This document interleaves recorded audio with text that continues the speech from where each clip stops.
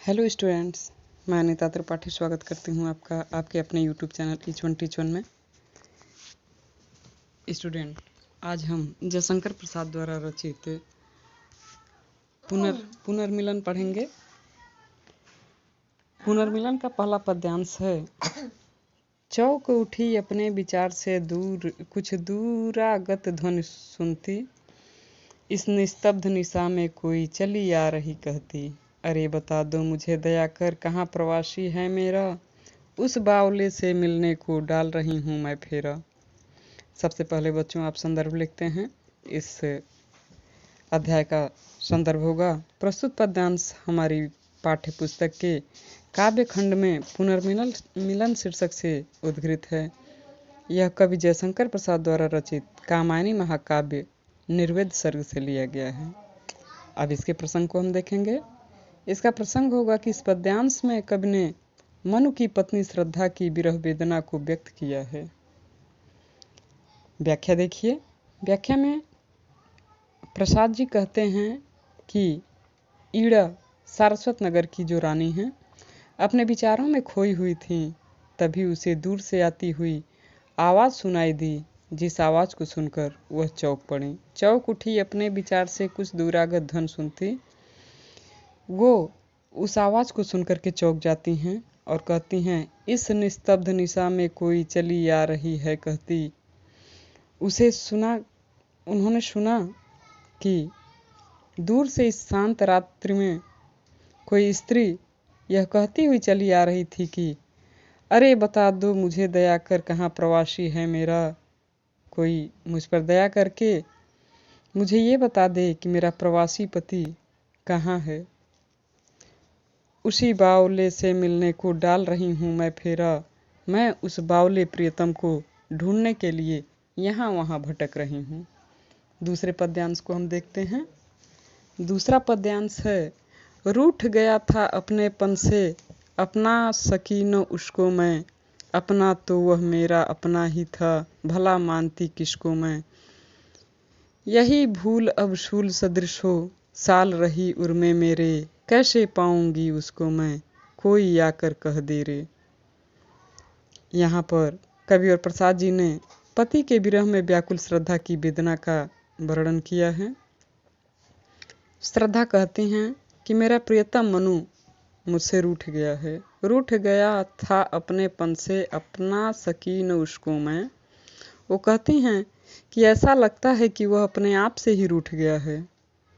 मुझे तो ऐसा लगा कि वह अपने आप ही मान जाएगा, लेकिन वह तो अपना अपना ही था, भला मनाती किसको मैं। मुझे तो लगा कि वह अपना है, अपने आप ही मान जाएगा, लेकिन वह मुझे छोड़कर न जाने कहाँ चला गया। यही भूल अब शूल सदृश हो, साल रही उर्मे मेरे। और वो आगे कहती हैं कि मैं उस व्यक्ति को मना भी न सकी, मैंने यह भी न सोचा था कि कोई अपने आप भी कहाँ मानता है भला। वह तो मेरा अपना प्रियतम था, तो मैं उसे क्यों मनाती। मेरी यह सबसे बड़ी भूल थी, और यही भूल हृदय में कांटे की भांति अब चुभ रही है। कहने का तात्पर्य है कि श्रद्धा अब पश्चाताप कर रही हैं कि यदि मैं मनु को मना ली होती तो वह मुझे छोड़कर नहीं जाता, कैसे पाऊंगी उसको मैं, कोई आकर कह दे रे। और अब आगे वो कहती हैं कि अब मैं उसको कैसे ढूंढूं, कोई मुझे उनके बारे में कुछ तो बता दे। तीसरे पद्यांश में। ईड़ा उठी दीख पड़ा राजपथ, धुंधली सी छाया चलती, बाड़ी में थी करुण वेदना, वह पुकार जैसी जलती। शिथिल शरीर बसन विशृंखल, कबरी अधिक अधीर खुली, छिन्न पत्र मकरंद लुटी सी, ज्यों मुरझाई हुई कली। इस पद्यांश में कवि ने यह बताया है कि ईड़ा सोच में डूबी बैठी हुई थी, तभी उसे एक स्त्री की आवाज़ सुनाई पड़ी जो अपने पति को ढूंढने की पुकार कर रही थी। व्याख्या में प्रसाद जी कहते हैं कि श्रद्धा की वेदना भरी आवाज़ सुनकर ईड़ा चौंक उठी, चौंक करके खड़ी हो गई। ईड़ा उठी दीख पड़ा राजपथ धुंधली सी छाया चलती, बाड़ी में थी करुण वेदना वह पुकार जैसी जलती। ईड़ा जब चौंक करके इस वेदना भरी आवाज को सुन करके उठ करके खड़ी होती है तो ईड़ा को राजपथ पर किसी स्त्री की धुंधली सी छाया चलती हुई प्रतीत होती है, जिसके बाड़ी में करुण वेदना थी। वह पुकार के ताप से, पुकार की अग्नि से जलती हुई प्रतीत हो रही थी। आगे वो कहती हैं, शिथिल शरीर वसन विशृंखल कबरी अधिक अधीर खुली, छिन्न पत्र मकरंद लुटी सी ज्यों मुरझाई हुई कली। श्रद्धा का शरीर अपने प्रियतम की खोज में दुर्बल हो गया और उसके वस्त्र भी अस्त व्यस्त हैं। उसकी चोटियाँ, उसकी बेणी खुल गई हैं और वह टूटे पत्ते की भांति बिखर गई हैं, मानो फूल से उसका पराग छिन गया हो। श्रद्धा की स्थिति ऐसी हो गई है जैसे कोई कली पूर्णतः मुरझा गई हो। चौथे पद्यांश में, नौ कोमल अवलंब साथ में वै किशोर उंगली पकड़े, चला आ रहा मौन धैर्य सा अपनी माता को जकड़े। थके हुए थे दुखी बटोही वे दोनों ही माँ बेटे, खोज रहे थे भूले मन को जो घायल होकर लौटे। यहाँ पर कवि और प्रसाद जी ने बताया है कि श्रद्धा के साथ उसका पुत्र भी था और वे दोनों माँ बेटे मनु को ढूंढ रहे थे। ईड़ा ने उस स्त्री को देखा और उसके साथ एक सुंदर कोमल बालक भी था जो उस स्त्री का हाथ पकड़ के, उस स्त्री की उंगली पकड़ के उसके साथ चला आ रहा था। वह बालक शांत और धैर्य की मूर्ति सा प्रतीत हो रहा था। चला आ रहा मौन धैर्य सा अपनी माता को जकड़े, अपनी माता को पकड़े हुए वह पूरे शांत और धैर्य के साथ चला हुआ आ रहा था। थके हुए थे दुखी बटोही, वो दोनों राही थके हुए थे। वे दोनों ही माँ बेटे, वे दोनों माँ बेटे जो रास्ते में चले आ रहे थे थके हुए थे, खोज रहे थे भूले मन को जो घायल होकर लेटे। और वो दोनों मिलकर के मनु को खोज रहे थे, उस मनु को जो मनु घायल अवस्था में ईड़ा के महल में लेटा हुआ था। पांचवें पद्यांश में, ईड़ा आज कुछ द्रवित हो रही दुखियों को देखा उसने, पहुंची पास और फिर पूछा तुमको बिसराया किसने। इस रजनी में कहाँ भटकती जाओगी तुम बोलो तो, बैठो आज अधिक चंचल हूँ व्यथा गांठ निज खोलो तो। यहाँ कबीर प्रसाद जी ने कहा है कि ईड़ा श्रद्धा की व्याकुलता से अत्यंत दुखी हो गई है। उसने माता पुत्र को सांत्वना प्रदान की। व्याख्या में प्रसाद जी कहते हैं कि ईड़ा आज अत्यंत दुखी है। ईड़ा आज कुछ द्रवित हो रही दुखियों को देखा उसने। ईड़ा आज अत्यंत दुखी है। उसने माँ पुत्र की इस वेदना को अपनी आंखों से देखा है। पहुंची पास और फिर पूछा तुमको बिसराया किसने। और वह ईड़ा उन दोनों माँ बेटों के पास पहुंचती है और पहुंच करके पूछती है कि ये बताओ कि तुम्हें किसने भुला दिया है। आगे, इस रजनी में कहाँ भटकती जाओगी तुम बोलो तो, ईड़ा कहती है कि ये बताओ कि तुम इस रात्रि में कहाँ कहाँ भटकती फिरोगी। बैठो आज अधिक चंचल हूँ व्यथा गांठ निज खोलो तुम, खोलो तो। आगे वो कहती है कि संधेरी रात में तुम भटक रही हो, बताओ तुम कहाँ जाओगी, मेरे पास बैठो, तुम्हारी व्यथा देखकर मेरा हृदय अत्यंत द्रवित हो रहा है। तुम मुझे अपने दुख का कारण बताओ, हो सकता है कि मैं तुम्हारे कष्ट को दूर कर सकूं। छठे पद्यांश में, जीवन की लंबी यात्रा में खोए भी हैं मिल जाते, जीवन है तो कभी मिलन है कट जाती दुख की रातें। श्रद्धा रुकी कुमार श्रांत था मिलता है विश्राम यहीं। ईड़ा चली ईड़ा के साथ जहाँ पर वही शिखा प्रज्वलित रही। इस प्रसंग में कबीर प्रसाद ने बताया है कि ईड़ा विरह व्याकुल श्रद्धा को सांत्वना दे रही है और रात में अपने पास रुकने का आग्रह करती है। अब हम व्याख्या देखते हैं। व्याख्या में ईड़ा श्रद्धा को सांत्वना देती हुई कहती हैं कि जीवन की लंबी यात्रा में कुछ साथी हमसे छूट जाते हैं और ढूंढने पर वह हमें पुनः मिल जाते हैं। जीवन में इस प्रकार के मिलने और बिछड़ने का क्रम सदा चलता रहता है। यदि जीवन शेष है तो मिलन भी अवश्य होगा। चिंता मत करो, धीरे धीरे दुख का समय स्वयं ही समाप्त हो जाएगा, बीत जाएगा। श्रद्धा रुकी, कुमार श्रांत था, मिलता है विश्राम यही। ईड़ा चली ईड़ा के साथ जहाँ पर वहीन शिखा प्रज्वलित रही।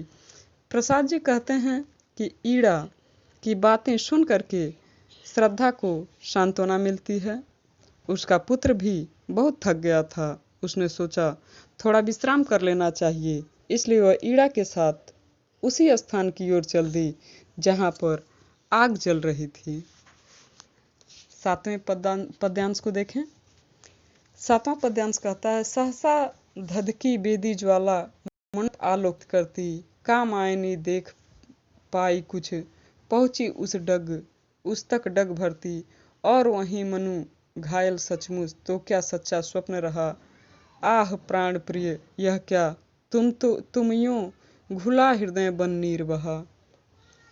यहाँ पर कबीर प्रसाद जी ने सहसा मूर्छित मनु को देखकर श्रद्धा के मन में उठे भावों का सुंदर चित्रण किया है। प्रसाद जी कहते हैं कि अचानक सहसा धधकी बेदी ज्वाला मंडप आलोकित करती। अचानक यज्ञ की बेदी में जो अग्नि जल रही थी वह धधक उठी और पूरा मंडप प्रकाश से भर गया। कामायनी देख पाई कुछ, पहुंची उस तक डग भरती। और श्रद्धा ने वहां कुछ देखा और उस ओर बढ़ गई। और वहीं मनु घायल सचमुच, तो क्या सच्चा स्वप्न रहा, आह प्राण प्रिय यह क्या, तुम यूं घुला हृदय बन नीर बहा।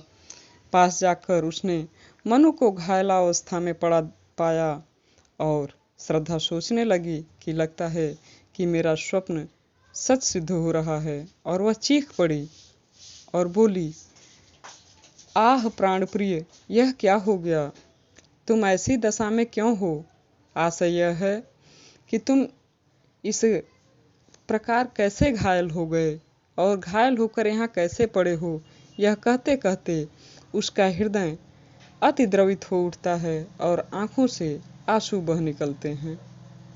8वें पद्यांश में, ईड़ा चकित श्रद्धा आ बैठी, वह थी मनु को सहलाती, अनुलेपन सा मधुर स्पर्श था, व्यथा भला क्यों रह जाती।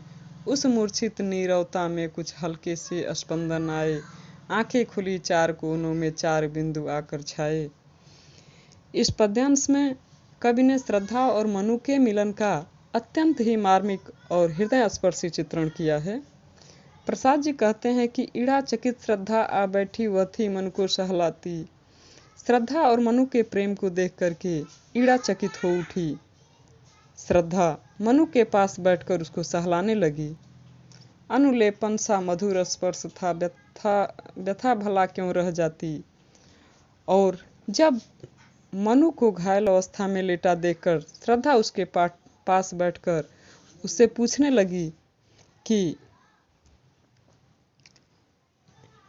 ये बताइए, आपको ऐसे घायल अवस्था में हम क्यों देख रहे हैं, आपको ऐसे चोट क्यों लगा हुआ है।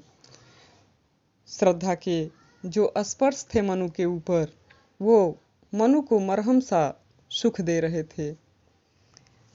हल्के से स्पंदन आए, आंखें खुली चार कोनों में चार बिंदु आकर छाए। इतने कोमल और सुखद स्पर्श के रहते वहां पर पीड़ा ठहर न सकी।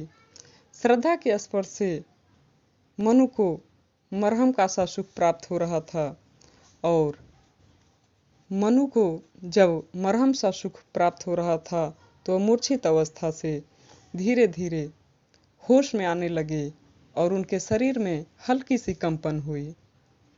मनु के अचेत शरीर में चेतना लौटने लगी, मूर्छा दूर हुई और मनु ने अपनी आंखें खोली और श्रद्धा को देखा और उसकी आंखों में पश्चाताप के आंसू थे।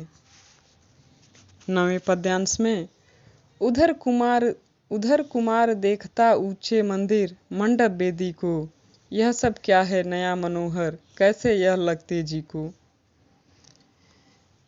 माँ ने कहा, अरे आ तू भी देख, पिता हैं पड़े हुए, पिता आ गया लो यह कहते उसके रोए खड़े हुए। यहाँ पर प्रसाद जी ने एक किशोर बच्चे की मनोभावनाओं को व्यक्त किया है। प्रसाद जी कहते हैं कि इस समय उधर कुमार देखता ऊंचे मंदिर मंडप वेदी को। इस समय उनका पुत्र वहां पर बने ऊंचे उठे हुए मंदिरों मंडपों और यज्ञ वेदियों को देख रहा था। वह सब सोच रहा था कि यह सब क्या है, नया मनोहर कैसे यह लगते जी को।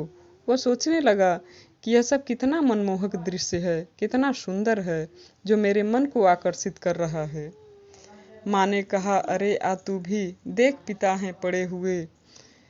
मनु के होश में आने पर माँ श्रद्धा ने अपने पुत्र को पुकार कर कहा कि तू भी आकर अपने पिता को देख ले। पिता आ गया लो यह कहते उसके रोए खड़े हुए। देख के भूमि पर लेटे हुए हैं। माँ की पुकार सुनते ही वह बच्चा अपने पिता के पास आता है और पिता को देख करके बोला, पिताजी देखो मैं आपके पास आ गया हूँ। पिता से बात कर पुत्र अत्यधिक प्रसन्न हुआ तथा दोनों ही रोमांचित हो गए। 10वें और अंतिम पद्यांश में हम देखें कि माँ जल्दे कुछ प्यासे होंगे, क्या बैठी कर रही यहाँ।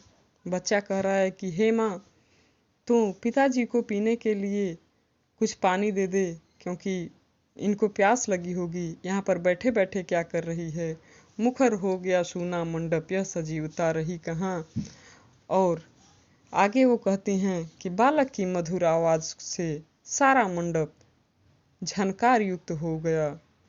वहाँ की नीरवता भंग हो गई, समाप्त हो गई और वहाँ पर सजीवता आ गई।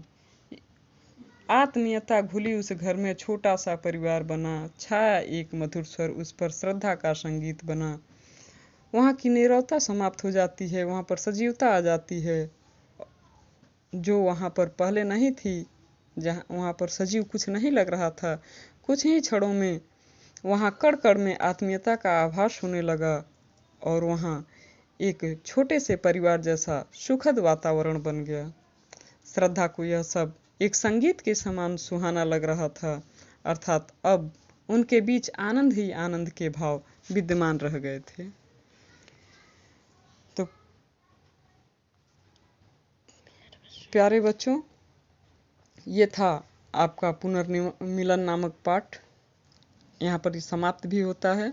यदि आपको ये पसंद आता है तो मेरे चैनल को सब्सक्राइब करें, लाइक करें, शेयर करें, साथ ही अपने कमेंट देना ना भूलें। Thank you so much.